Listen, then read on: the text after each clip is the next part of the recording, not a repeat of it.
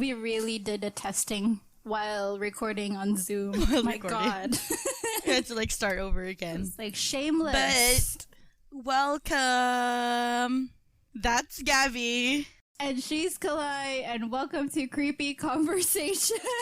And she has a new microphone, by the way, so her voice is now clearer. Yes!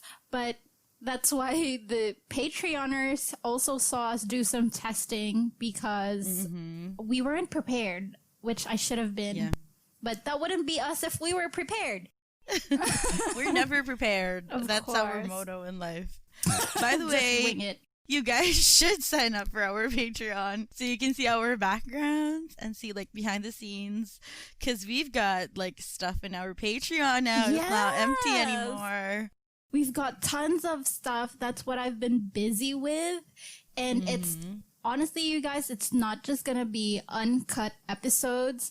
It's gonna have like videos in there, some bonus content, more stuff for you guys. So yeah. Subscribe. And it's pretty fucking cheap. Like $1 a month. Starting from $1 a month. Like really. I'm pretty sure you have extra ka-ching. Yeah, and if you like sign up for it, we'll give you a shout out every end of like our shorties, which by the way, you guys better watch out for our shorties. That's gonna be a new thing. Speaking of listeners, we actually have people listening to us that are not just our friends and family. How cool is that? We're now like not just talking to our friends. We have non-friends who are listening to us. Thank you. Thank you so much. Actually, she gave out a pretty cool suggestion. But I told her, like, we'll park that idea for when it's time to actually talk about that topic. But I really appreciate that she sent in some recommendations. So if you guys want to recommend some stuff to us, you can always reach out. Yeah. We'll tell you our socials later. Just like later. But yeah. We haven't been recording for 2 weeks, so Gabby and our brains are like restarting, so yeah, the connection between our brains, like it's not that strong yet. We're gonna get back there. I mean, it happens all the time, like especially if I wouldn't say hiatus, but if we have like a long break, we're like, oh, we don't know how to do this again, let's restart. Yeah, so forgive us. We are usually like this. We are always like this. Keep your expectations low. But you were going to say something? Oh my God. Our topic is going to be cults. Oh, I was supposed to finish the sentence? Sorry. No. My brain was just like... We are so not ready. Yeah, so I'm going to start this cults episode. Honestly, let's not even call it a cult for my story, because I want to talk about a church here in Singapore. But Aren't churches all cults? In a way. But somebody, points to self, does not want to get deported because this is like the fucking worst time to be back home. So let's call it a church. Yes. It's going to be about the City Harvest Church. And before I start, I'm just going to drop my sources. It's Wikipedia, of course, mothership.sg, channelnewsasia.com, and todayonline.com. Now, City Harvest Church, or commonly known as CHC, is a mega church located in Jurong West, Singapore. Mega church meaning it's like a huge religious group with a lot of following, and they offer educational and social activities on top of the church services they do. So they don't just hold masses, they also have like those praise concerts, kind of like Elim. Why are you laughing? What is that? What's Elim? Let me see if I can think of something that's relatable. It was quite common in our group. Yeah. When we were in high school, actually. If you say praise concerts, that's why I was laughing, because a memory that I was forced once, and it was just traumatic. Anyway, go. Please. Did they ask you to perform, like play the drums or something? No, I did not know anyone in that. It was supposed to be like an overnight praising, whatever. I literally was asleep and my aunt woke me up to join that shit. Like, literally, I was not prepared. It's like, I'm not ready for this. I was so pissed like that. I hate it when they do that. I mean, I had those experiences with my aunt as well because she's so active in church. But anyway, this isn't about us. Getting back, so this church was founded back in 1989 by Kong Hee and his wife Sun Ho. And it's a pretty young church. Its leaders were also relatively young because Kong Hee is only 55, like presently. Ooh. And his wife is 48. So basically, they started the church when they were 24 and 17. Like, honey, we are so late in the game. Dude! This is why all the Crazy Rich Asians are here. Because they hustled before they learned to walk. Yeah, exactly. I was so amazed when I saw this. I'm like, what the wow, I didn't even know it was possible. But there you go. But this church is actually legit. Like, they are a member of the National Council of Churches in Singapore, and they hold services at their church in Jurong West and at a rented hall space in Suntec International Convention Center. Oh. I don't know if this rings a bell with you, but this is where we picked up our F1 tickets 2 years ago. I remember. Yeah, so they hold their church services there as well. So it started as a youth department. So it wasn't a church yet. It started as a youth department under the legal covering of Bethany Christian Center. And then in 1993, it was registered under Charities Act as City Harvest Church. Now, the church actually stood for something good. It actually still does. They teach their members on cultural mandate to excel in the marketplace. So they really want, people to do something good with their lives. Because half of the population of its members are non-salaried members. So I think it's either like housewives or, I don't know, bums maybe, or students. I don't know. But yeah, they encourage their people to do something good, you know? They actually have a branch here in the Philippines in Bacolod. Really? Yeah. I didn't know that. Wow. I hope they teach the same things. When we were talking about it the first time and I Googled the name, the first search result that pops out in my place is the one in Bacolod. And I was like, what? And it's literally the same, like their logo and everything, like their mission and whatever is like exactly the same. I think they're quite international, especially since Singaporeans love to travel. So they're always out of the country and they wanted to support that. They even have it in their website. I checked. Ooh. But obviously, because they encourage their people to do good, you wouldn't really expect something fishy with the church, right? But in 2005, Kong Hee withdrew himself from the payroll. And he just took a back seat, put someone else in the front line, and then just serve as the honorary founder and senior pastor. So kind of lay low, be in the back seat. Yeah. And then this is actually where things started to get sketchy. During this time, his wife, initially based in Taiwan, was already in Hollywood, pursuing her singing career as a pop star, producing songs with David Foster. Like, what? I know, right? When I read this, I'm like, huh? She got to that point. I haven't even heard of her, but yeah. Okay. Now, I know you guys might think, like, so what? Like, what is the connection here? She has her own thing going, and the husband is back in Singapore doing all this shit. Like, how is this relevant? But it all ties back, or it started to make sense 5 years later when the church came under investigation for alleged misuse of funds. What? Like, okay, so just so you guys know, this has nothing to do with murder. It's really all about the money, mafia shit, because, you know, we Asians know... Mafia shit. Eyes on the goal, guys. Get that bread. Now, during this year, in 2005, CHC purchased a stake in Suntec Convention Center, which cost an estimated 310 million Singapore dollars. That's around 222 million USD.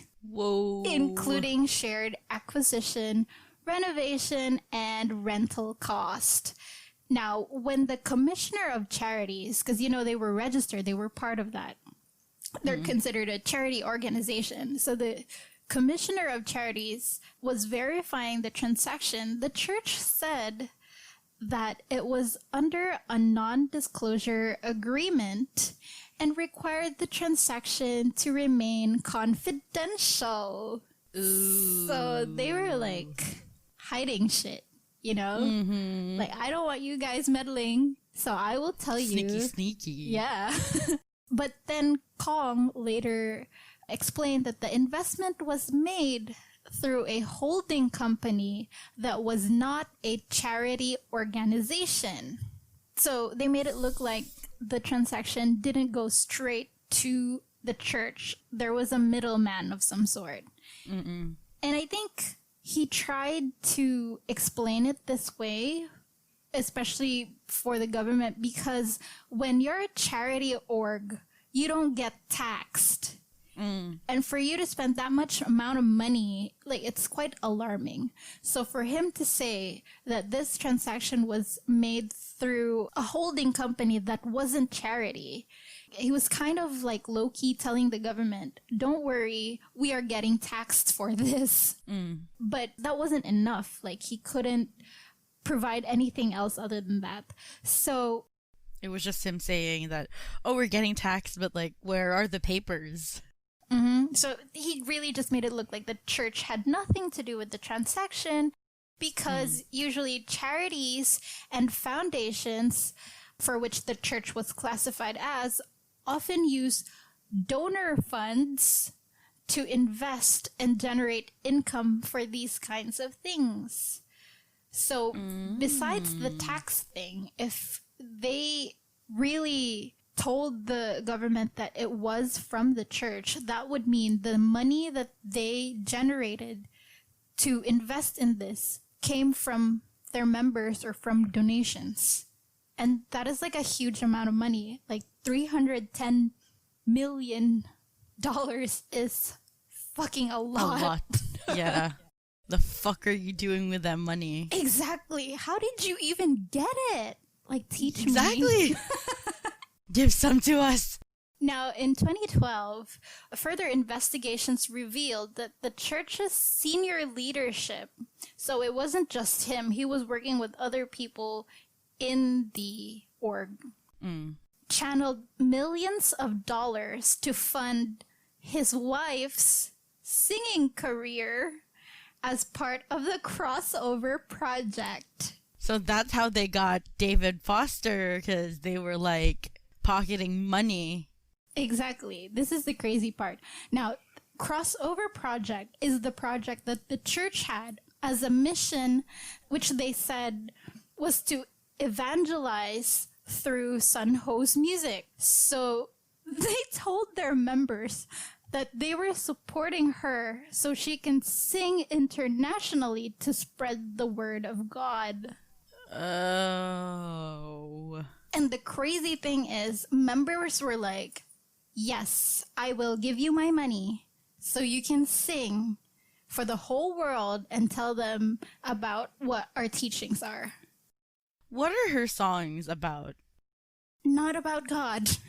Like, what? I know that this is why it was so funny, because I literally Googled, I watched on YouTube her music videos. Did you watch that I sent to you? No, I didn't, because I was like, so cringy. I don't want to see it.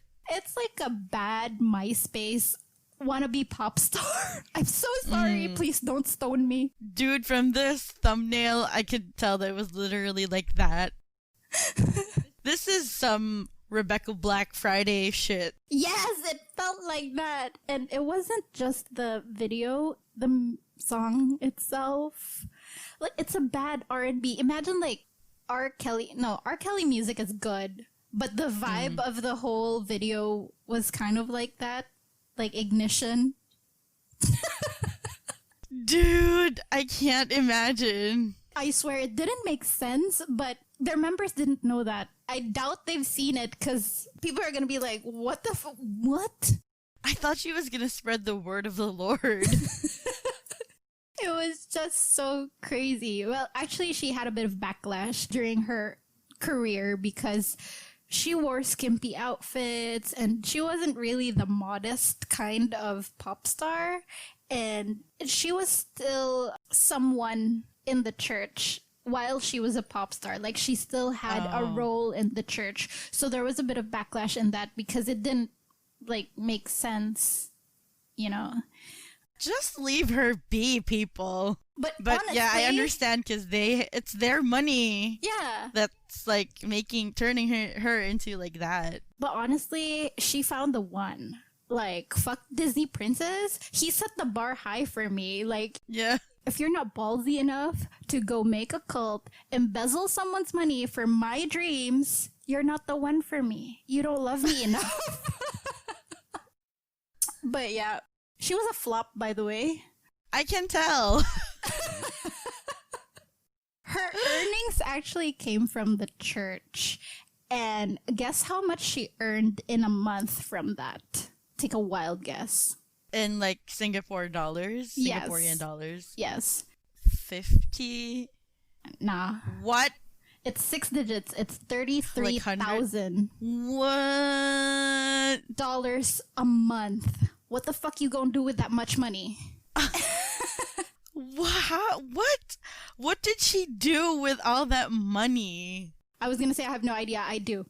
So, they spent more than $300,000 on travel, more than $100,000 on food. I don't know what the fuck she was eating, and another $100,000 on makeup, plus medical expenses that hit more than $100,000. And this isn't even including the money they spent to produce and promote her records. So, like, the merch, recording, the ads, they were all paid by the fucking members. Holy shit!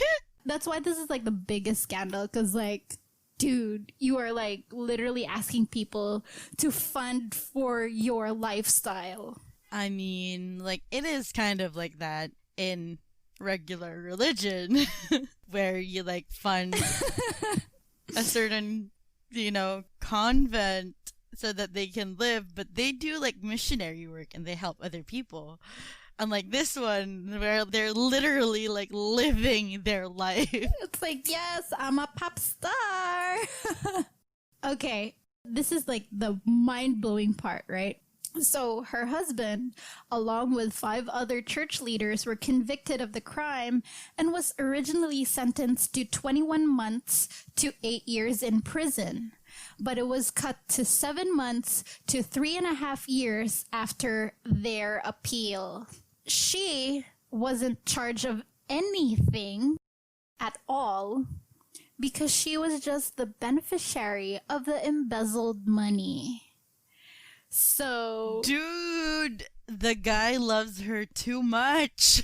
Right? It's like, I got you, boo. Exactly. What kind of love potion did she use on that dude? I don't know, but we gotta learn from her. Yeah. So while her husband was in prison, she continued to sit on the board of City Harvest Church. Damn. Yeah. Last year, her husband was released. He didn't even finish serving his sentence because he was released in August of 2019 on remission for good behavior. So, they're still rich, by the way. There are people literally getting killed for stealing like a few thousand shit of jewelry or whatever, of food. And there are people who have stolen millions of dollars who are like living their life. I don't know what the fuck is going on with our system. I know, right? It's so fucking crazy. What's the punishment for like thieving in Singapore? Like if you were caught like stealing, for example, like a laptop or whatever. I don't know. Let's see. Stealing sentence. Is it like lashing or in like Singapore? I wouldn't be surprised if they had that. Okay, theft is defined, blah, blah, blah. Offense punishable with imprisonment up to 3 years. Yeah. 3 years. I think it's still the same. Yeah. How many years did he spend again? 3 years? Was it? Literally, he had the same sentence for someone who would steal like a fucking laptop. Just 3 years. That's like... Because he was like on good behavior. Okay, good for him, I guess. Oh, here. He initially had an 8-year sentence, but was reduced to 3 years and 6 months. Okay. He was supposed to have the longest sentence among the 6 of them, because he was like the head. But there's this guy, Chu Eng Han, which is still in prison because right before he was arrested, he attempted to leave the country. So, Oh, dude. it's like, damn. Sis, you should have stayed. But yeah, all the while he was in prison, they were still rich because the church is still here. He's still rich now. Yeah, I mean, like, his wife was still the board of directors, like, in the church. So, Good job, man. yeah, and that's the case of City Harvest Church. That was, like, the biggest controversy in Singapore ever. And the court hearings were so expensive as well. I think, where was it? Why didn't I note it down? But it was like a few $100 million in total for all of their expenses from the lawyers. And yeah, that was crazy. But that was amazing. Because, like, dude, for someone to His pay skills. for your, like, yes. Yeah. And he started early. Scamming skills, right? Shit, we should have started early so we can, like, cult after cult after cult.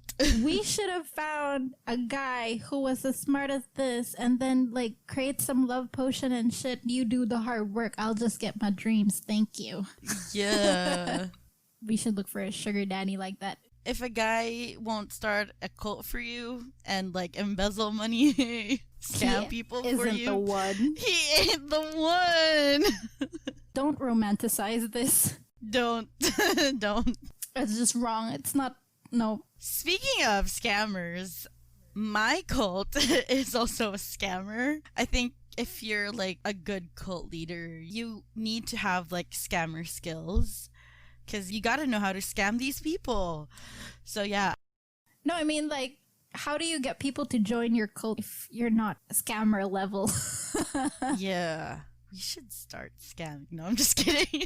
I did not say that. Anyway, so I'll be covering the cult of. I actually like Googled the pronunciation of the words here in my story, but dude, there are way too many. Like, I'm pretty sure you can't shit. remember. I can't remember all of it, but yeah, I'm gonna be covering the cult of Padepokan Dimas Kanjeng Taat Pribadi. So it's a cult in Java, Indonesia. Excuse me. So I'll basically like cover the cult leader rather than the cult itself, because the cult itself is just basically they just follow whatever the cult leader says. So yeah. Perfect. Yes. So the leader of this cult, it's just known as Dimas Kanjeng cult. Well, Okay. they call it a religion or whatever, like a foundation. So the leader of this, let's call it a foundation, is Taat Pribadi. He's the fifth of six children, and his name literally means obedient person in Javanese. It's a sign. So he was born on April 28, 1970 in Sengkelek in Prolingo, East Java. I love how much you're struggling with this. Dude, I literally Googled it because I wanted to like nail it, but I forgot. I even practiced it, but whatever. I'm gonna have like my colleagues listen to this and then No, rate your don't. Indonesia. They'd be like, your partner is shit. Anyway, your co-host is shit. I'm not any better. But yeah, his father was a village policeman and his mother was like of a Middle Eastern descent. So I don't know which side gave him the scammer side. But yeah, let's not blame the parents. But his neighbors and his friends said that he was like a quiet child who was really interested in Javanese mysticism, which, by the way, Javanese mysticism or like Indonesian magic is like really, they're also like good, like not as good probably as like our witchcraft in the Philippines, but they still have like ongoing practices there, and it's really interesting. Anyway, he soon then attended the Islamic boarding school in Mojokerto and would subsequently claim that he was actually like rewarded as being obedient. So, you know, his name kind of worked for him. And he claimed that in that school, his teacher, Abba Ilyas, was the one who taught him the secret on how to double money. Wink, wink. So, yeah, he was taught that thing as a reward for him being obedient. So yeah. Where do we find people like that? I don't know with him. I think he was just like really open about being interested in like mysticism. Mm-hmm. So he like attracted people who were like into magic as well. We should start searching again. I don't know how with this pandemic, but we'll make it happen. So in 1994, he married his wife.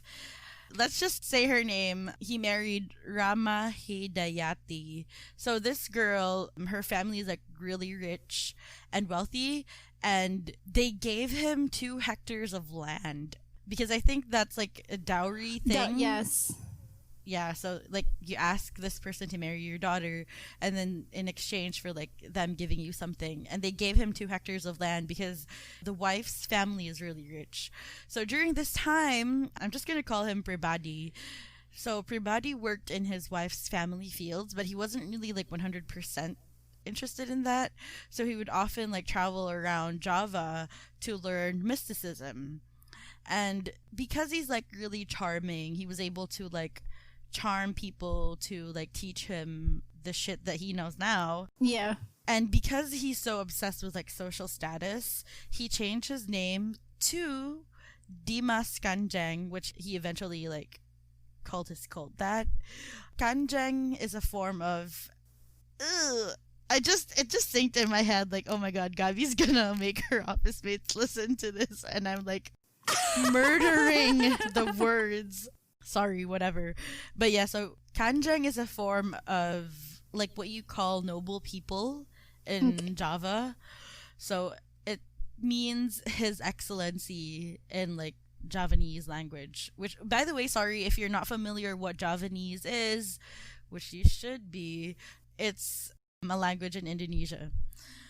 Is that their main language, right? I don't know.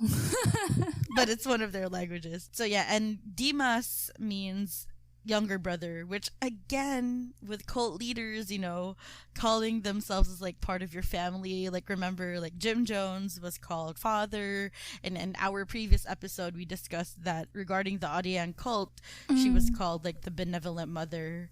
Yep. So yeah, they would like, cult leaders would like label themselves as like a mother or father, or like in this case the younger brother. So in 2000 he started his cult as a religious foundation. So it's kind of like an extension of the religion where he like gathered people do like praising shit for the certain religion, and then it eventually like kind of developed into a cult, which is kind of the same again in our previous episode when we were covering Yu Byun Yun. He also started his cult as like a community from a certain branch of religion, as we often see it in like other cults. Anyway, so the following year, after starting his foundation, he then turned it into a non-academic like learning institution where he would teach his followers how to do like the mysticism that he usually does. I'll tell you later what he's famous for. But it's amazing that he is teaching his members that, because usually cult leaders or like church leaders don't really, because they would rather, I'm the only one who knows this, but I'll teach you guys to understand it. I think it's more on like that, not really what he actually does, but more on, because it's kind of a way for like cult leaders to be like, see, it is real, so that's why I'm teaching you. Right. But when you actually like learn from them, it's not really the actual thing that they do that they teach you, but rather like bullshit around like the topic. And yeah, okay, like, make you sense. feel like, oh yeah, like that. I feel like that's what he did, which like I'm not sure. No, but it makes sense. Yeah. So yeah, he started his cult by like scamming people. Like he claimed that he could attract gold and jewels from the ground by using a magic holy oil, and his earliest followers were like asked to buy the oil so that they could be rich too. And another thing, he also asked them to pay a fee to join his cult. Dude. Yeah.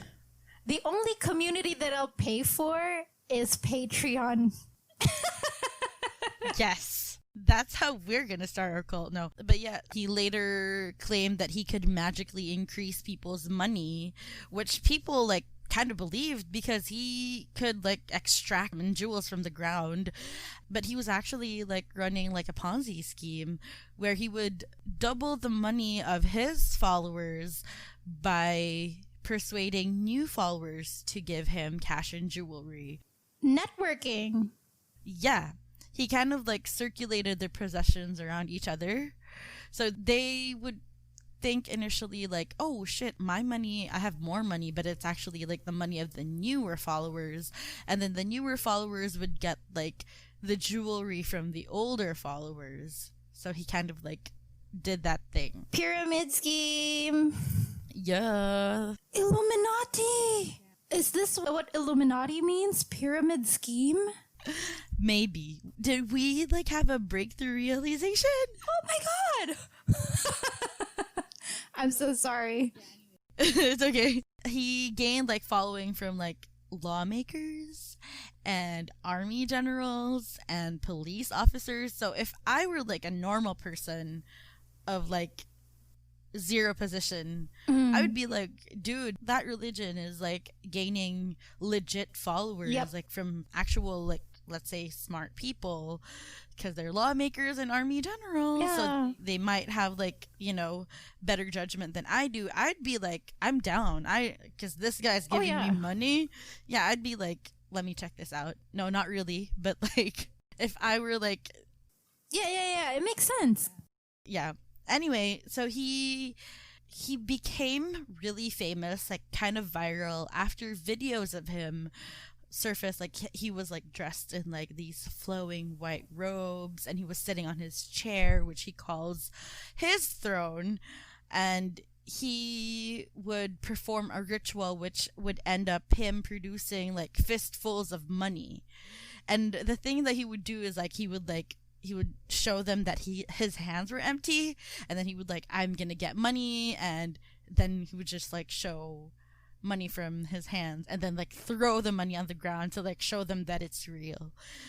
Can someone make a TikTok of this, please? Like just to prove it wrong. I think he had like a secret pocket somewhere, because why the fuck would you wear robes if you know, only magicians wear like exactly. Oh my god. And he's not really like a thin person, so you would think that he's like, oh, that's just his, body, but he could be hiding it somewhere. Yeah, this is like a magic trick. Fuck, man. People actually believe it. Wow. Yeah, he like used his mysticism to like actually cover the magic trick that he was doing. But yeah, as he became rich, he then created a kind of like a compound where he grew the campground from, like I mentioned earlier, it was 2 hectares to 7 hectares. He built himself like a really, really big house. The reports say it's actually like a palatial residence. Whoa. Yeah, and that's within the compound. And he built like mosques and dormitories for his followers to stay, which is like another thing with cult leaders. Like they want their followers. They want you in a compound. Yeah, they want you to be in one place. And I also think that's how he was able to attract people, because if you're like homeless or your house isn't really that nice, you'd be like, damn, I'd move here. Yeah. I'd be like, at least like I'm secured in this place. He's got a compound and like I can praise and like go to church and go to mosque within the compound. It's actually easier to control people when they're in a certain place. Exactly. And it makes him seem like he's generous. Yes. Too. But according to his siblings, he's not really that generous to them, and he didn't really share his riches to them, and he rarely visited them, which is, for me, is like, that's like a bad sign, dude. Because if I were to get rich, I'd like spoil the fuck out of my friends and family. Same, like red flag. Hello. Yeah, if the dude is not close to his own family, not like generous to his own family. Or maybe he had like beef with them. I don't know. But like entire family? Yeah. And he's like the fifth of like 6 children. Yeah. I'm pretty sure he's like close to one of those. At least one. Yeah. So that's a red flag over there. Yeah. So over the years, he married 2 more women. They didn't really mention who they were, but he married 2 more ladies. And in 2012, his institution was registered by a decree issued by the Minister of Justice and Human Rights. So, like, the fact that it became, like, registered, it kind of attracted more people to his cult or, like, his foundation or whatever. And eventually, dude, this one, his dream of becoming a king came true in early 2016 when the Indonesian Association of Kingdoms and Sultanates gave him the title His Majesty Sri Raja Prabu Rajasanagara.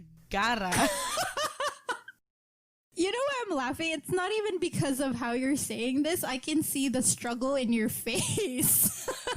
Because it looks long. But yeah, just for those that aren't familiar, I wasn't familiar with this too. I had to Google it. In Indonesia, they have this thing like in the UK where they knight people.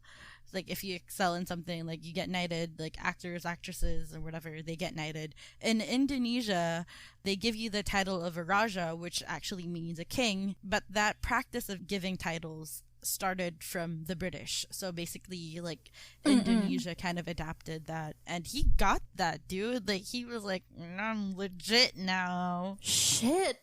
That, like, wow. His social status would have, like, soared after that. Sis is like a king now. But to maintain his facade, he would actually donate money to widows, to orphans, and to the poor people on like Islamic holidays. Not all the time, but during Islamic holidays. And on Thursday nights, his mosques would provide alms to the poor, which is like, I think he did that to show that he... like as a front. Yeah, as a front. But really, he was like actually gaining. He was reported to have 500 billion rupees? Rupiah? Rupiah. I was like, RP, what is that? Indonesian money to 1 trillion. So that's like 38 million US dollars to 77 million US dollars. So he had that much money by scamming all these people. And it's like him feeding the poor every holiday or every Thursday night is just like, how many thousands is he just like spending out of the money Those are just that he pennies. actually has? Yeah, exactly. Spare change, exactly. Some of his followers were given counterfeit money and fake gold in exchange for their real money. So that he would say that, oh, give me your money and I'll double it. And he was actually giving them counterfeit money, or he would say like, give me your gold, and then give them fake gold. Okay, scam level master. Yeah. Some of them received like ornately carved boxes. They were padlocked, and he would say, you have to keep that shut for years, or else my magic will not work on you. What in was it exchange for their for? money. Okay, wow. So that was them for like, you're going to be successful soon. Just keep that box shut. Just keep working and give me your money. But and what's inside? You'd be like, nothing. There's nothing. I don't know. I'm not sure. A lot of people haven't opened it yet because even though they're not following him anymore, they still kind of have this fear of mysticism. Yeah. So some of them haven't opened it. Yes. So eventually, one of the men who recruited new followers, his name was Ismail Hidayah, he was a labor supplier and garment trader, but he became a follower. He started working for Pribadi in 2010, so he was collecting money from his followers. And the funny thing is that the article that I was reading, instead of saying followers, he would say he collected money from the gullible. Like, dude, whoever wrote this shit is so savage. And the way he described Pribadi, he would say this oily-haired, slick dude. Like, the way he described, I was like, this dude is so savage. The fuck? He must have been one of the followers and he's like mad. No, I think he's mad because you'll know later. I'll let you know why he's mad at him. Okay. Anyway, so Ismail, the follower, he was able to persuade the followers to hand over valuable amulets. There's this thing called keris, which is like a form of dagger. I'm not sure, but it says like keris daggers. It sounds familiar. Is that like the squiggly thing? Joke. Maybe.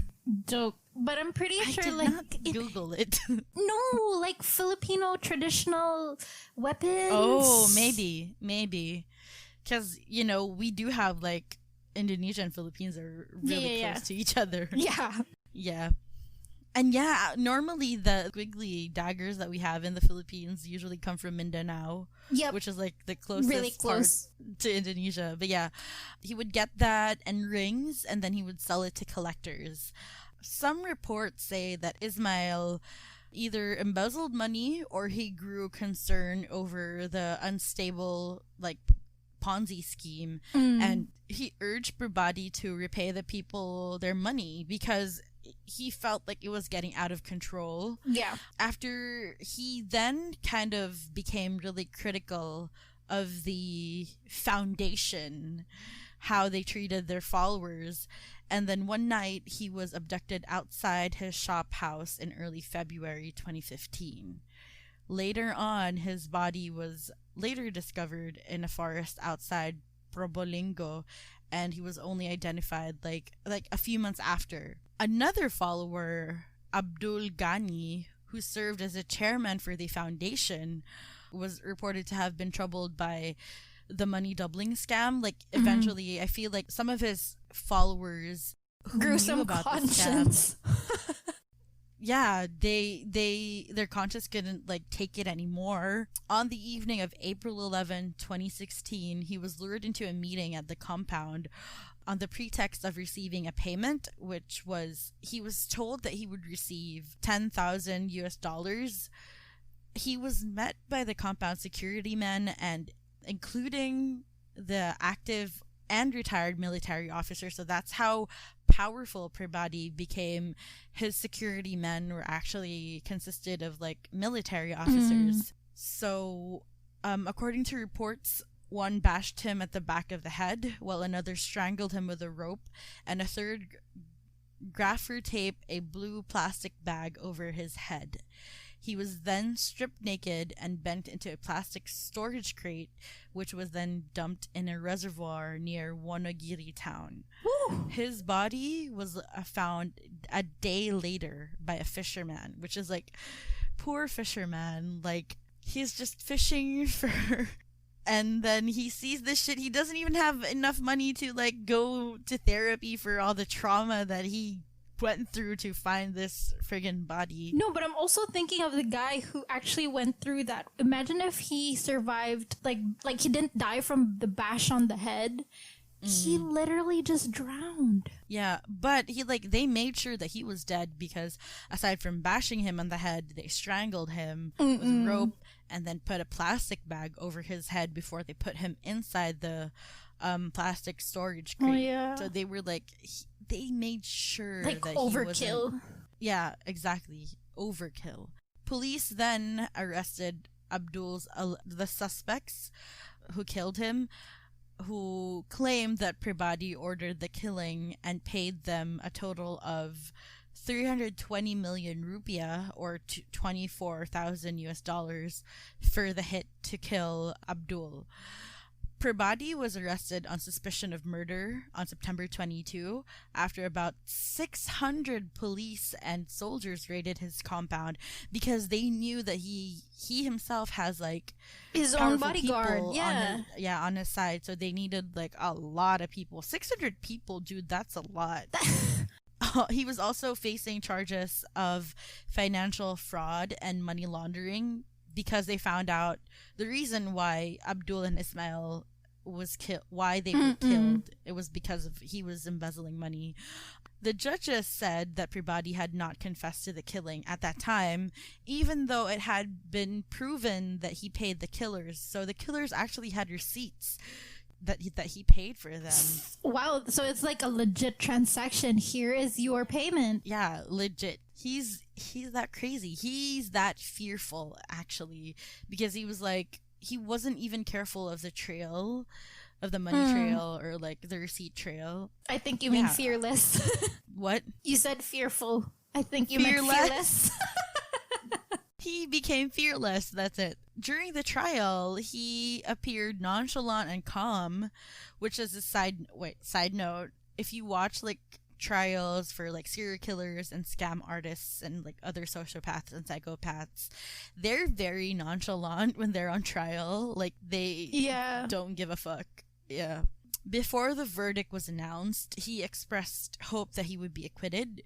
His sentence was tightly guarded by police. Only a few reporters were allowed inside the court, and those who were left outside were unable to hear the proceedings because there were no loudspeakers to broadcast the readings of the verdict. Because usually when trials happen, there's like... It's public. Even though it's a closed trial, there's still supposed to be like speakers outside to inform the other reporters that like this shit's happening. What's going on, yeah. At the same time, there were about 200 police tightly guarding the cult's compound where some of his diehard followers remain. On August 1, 2017, Kraksaan District Court in Probolinggo, East Java, sentenced Prabati to 18 years in jail for masterminding the murders.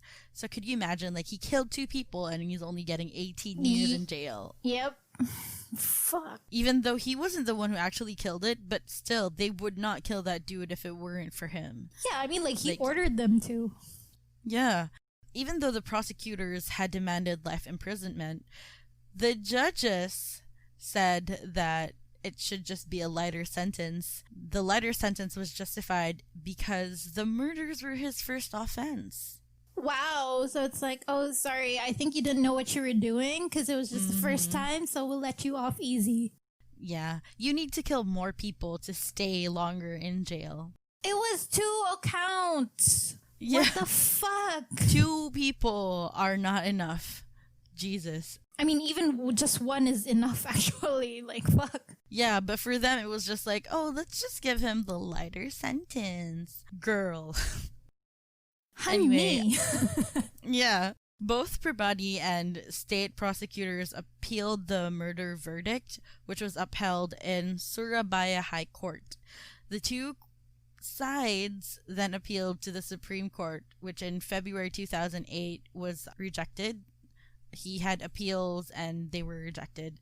Good. So, according to reports, the Supreme Court's online archives, they don't have a copy of the verdict explaining why they rejected the prosecutor's request for life imprisonment. So they don't really know why they rejected the life imprisonment.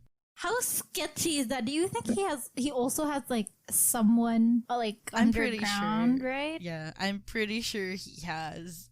I think that's also one of the reasons why he was like chill as fuck. Mm-mm. That's crazy. How could you not have like what? Did you just suddenly forget? Oh yeah, right. I was supposed to document this, but then like I can't remember. So let's just like keep that blank. Oh my god.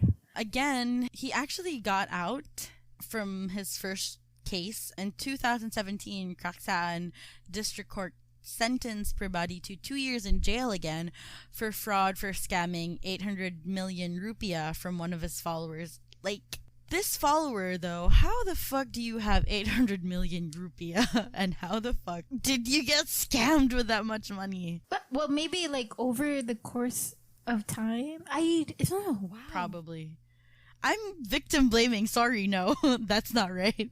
I think because he was so trusting, like, how his approach was like, I can like double your money. Mm-mm. So the victim was probably like, okay, I trust you. But then there are also a lot of rich, so Indonesia is still kind of like Philippines, wherein we have the rich who are extremely rich, and then we have the poor who are extremely poor. So he might have been like someone from the upper class or something. Yeah, this dude is like fucking smart. I feel sorry for like whoever he's scamming because like they worked hard for it and he is just like dicking around with their money. The presiding judge, Basuki Wiono, said Prabhati was spared for a heavier sentence because he was always polite and cooperative during trial. Even though he consistently denied any wrongdoing, like, he never admitted to any of his, like, shit. But they still gave him the lesser sentence. I don't know. This is what you get, like, act nice. Just act nice, guys. Because even the cult leader that I just mentioned also got off easy because he was nice. Yeah. Dude, right. If you want to start a cult 101, be nice. Also, like, sure, let's give a lesser sentence to a man who can literally pay people to kill people. But I mean, he's nice, right? But he's nice. Honey, he's nice. That's the important thing. On December 5, 2008, Surabaya District Court convicted Prabhati of scamming 10 billion rupiah from another of his followers, Muhammad Ali, who in not the Muhammad Ali boxer, he's a different one. In 2014, he was promised cash to be used for charitable purposes and would be multiplied to 60 billion. Dude, having 10 billion isn't enough for these people. Aim but high. I understand. Yeah, I understand because he was claiming that, you know, it was for charity. If I were in his place, I'd probably be like, sure, if I were that rich, I'd like give money to charity. So I think that's why he was scammed too. So yeah, presiding judge Anne Rusiana said that Prabhati was legally and convincingly guilty of fraud, and she could not give him any additional jail time because Indonesian law does not allow a person to be cumulatively sentenced to more than 20 years. So, also, Prabhati was not represented by a lawyer during his third trial because he knew that he would be convicted. but he still appeared happy when he arrived for the final session. When he arrived, he greeted some of his remaining followers who kissed his hand, and he smiled and gave them a thumbs up. What? What? How could you be like, kiss my hand, and then I was like, oh God, woo. Could you imagine someone kisses your hand because they're worshiping you, and then after kissing, you're like, yes. Is there something wrong with his head? Oh my God! Wow. He is so crazy. He's Can you imagine confident the Pope and crazy doing that? Like you kiss the Pope's hand, and the Pope is like, he's like, yes, thumbs up, smile and thumbs up. Fuck. smile and wave, boys, and he's like, smile and thumbs up. So once again, two sides appealed the verdict. This time, Surabaya District Court in January 2019 increased Pribadi's sentence to 3 years. So the two verdicts meant that Pribadi was sentenced to a total of 21 years in jail. Okay. So that's not really like a good thing because he killed 2 people and scammed so many people, and he's just getting 21 years in jail. I'm meanwhile speechless. Outside the court, the widow of one of his victims, Ismail, the widow's name is Bibi Resem. Sorry, I did Google this. Bibi Resemenjen. He threatened to kill Pribadi. She said he deserved life imprisonment or death. Mm-hmm. She was quoted, by the way, she's such a badass. She was quoted saying, if the penalty for murder is only 18-year prison, an 18-year prison sentence, then I'd be better off killing Pribadi. I want to avenge my husband's murder on him. I'm ready to go to jail if his punishment is not life imprisonment. So literally, she was outside the courthouse being interviewed on live national TV, and she's saying, I'd rather kill him than allow him get an 18-year prison sentence for my husband's murder. I mean, she was weighing her options here. Like, if he's dead, she's only gonna spend 18 years in... Yeah.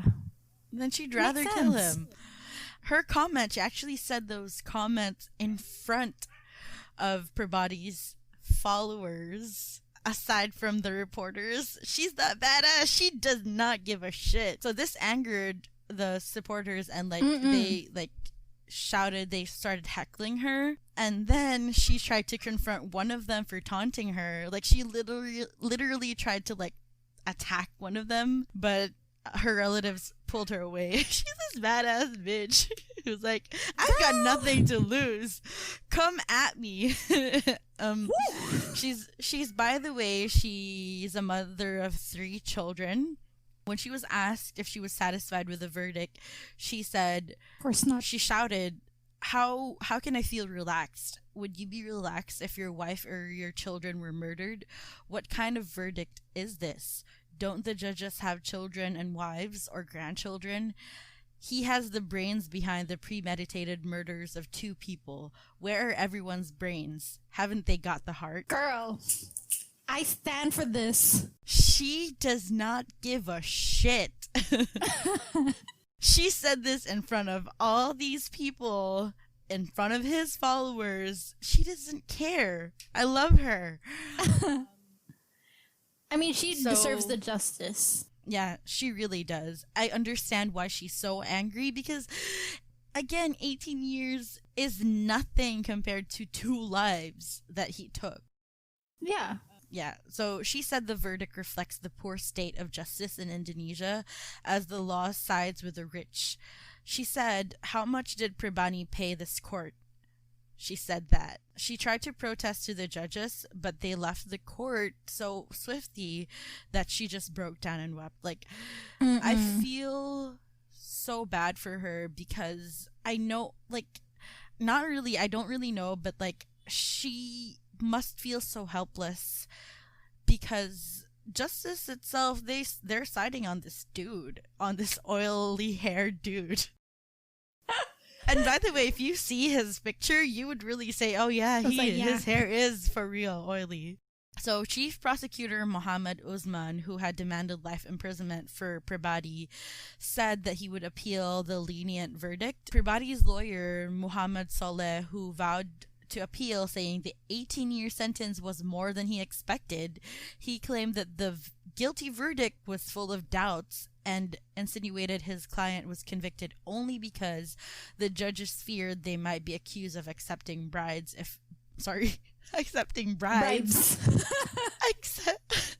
accepting bribes if they acquitted him. The lawyer said the defendant had nothing to do with the murders. If he were acquitted, the judges would be afraid of public opinion. Later, they would be accused of accepting something. The lawyer said that Pribadi should be freed because 4 witnesses had testified he was not linked to the murders, which, again, if you have the guts to say that, the judges are convicting him because, they're afraid of seemingly like they're accepting bribes, obviously that means your client has the capacity to give bribes, and that means those 4 witnesses that testified that he wasn't linked to those murders could have been also bribed. Like, where's the sense in what you're saying, dude? And also, if they were like proper justice people, why would you be afraid of something, right? Like, you would do what is supposed to be right, what's supposed to be done. Yes. Exactly. In July, it was showed there was this ridiculous video of Pribadi producing money from behind his back. It was supposed to prove that he had magical powers, and the lawyer then lifted part of his client's shirt to show that there was no concealed money, and it was just a pile. He could just have hidden those banknotes within his sleeves or whatever, because he was wearing longer sleeves. You know how it is with magicians. Like, who the fuck are you fooling? I mean, you can even just hide it in your hand if you're like skilled enough. And the thing is, they started this rumor that he was able to produce money from his back by pulling shit from his back while he was in jail wearing jail clothes. And he showed it to the cops, and they started that rumor so people would still believe in him. Although many Pribadi lost a lot of his followers because he was accused of fraud and murder, some people are still defending him. One of his loyal followers, Asmiati, said that Pribadi is God's messenger, sent to earth to spread goodness and money. I still believe that Pribadi is a powerful and wise person. I believe that he has the ability to make money. Which is funny for me, because obviously in her statement, the important thing for her is money. Which is like, sure, I understand everybody loves money, but you're only following this person for money. Like, that's crazy. This woman, Asmiati, she showed the reporters a pile of foreign money that she claimed Pribadi had materialized for her. And when the reporters looked at the money, there were notes from Venezuela, Cambodia, North Korea, Argentina, Turkey, Vietnam, and Iran, which, I find it funny because the writer said, "This might impress people who don't know about exchange rates." I was thinking the same thing. She is so fucking savage. She's just like, it's gonna impress stupid people. No, but I mean, it makes sense. Sure, you have a lot of bills, but how much really is it? Yeah, exactly. And he counterfeited money, Indonesian money. How could he not counterfeit those money? You don't know what the actual money in those countries look like unless if you have actual money to compare it, right? She also showed expensive diamonds and jewelry, according to her, that was given by Pribadi. But the reporter said that she did not verify it to actual jewelers if it was real, so we don't know if that shit was real or not. But yeah, so that's it. That's the story of Taat Pribadi and his cult, Dimas. Shit, what was the name of the cult again? I can't remember. Their names are so long. Dimas Kanjeng. Wow. Wow, the amount of lengths people go through to get money. I'm not gonna judge because I'm also chasing the dough. But seriously, people, don't go stepping on other people just to get it. Yeah, this is for the cult leaders. Like, what are you doing, man? Come on. I don't think like you have to be that greedy. I mean, sure, we need the money because let's face it, the world runs on capitalism, but this is just overboard. Exactly. Also, dude, if I had the talent that this dude has, what I would do, sure, scam the rich, feed the poor people, and like find a way to sponsor science to save the earth. Yeah, like pull a Robin Hood. Or or you can support us on Patreon. That's at patreon.com/creepyconvos. Or subscribe to us on Spotify and iTunes. Don't forget to leave us a review and rate us. Yes, and downloading our episodes also help, and leaving comments also help. Yes. So yeah. Oh, also follow us in our socials at Creepy Convos on Twitter and Creepy Conversations on both Instagram and Facebook. Yep. And thanks for creeping, you fucking creeper. And remember, cult leaders could be watching you. Bye.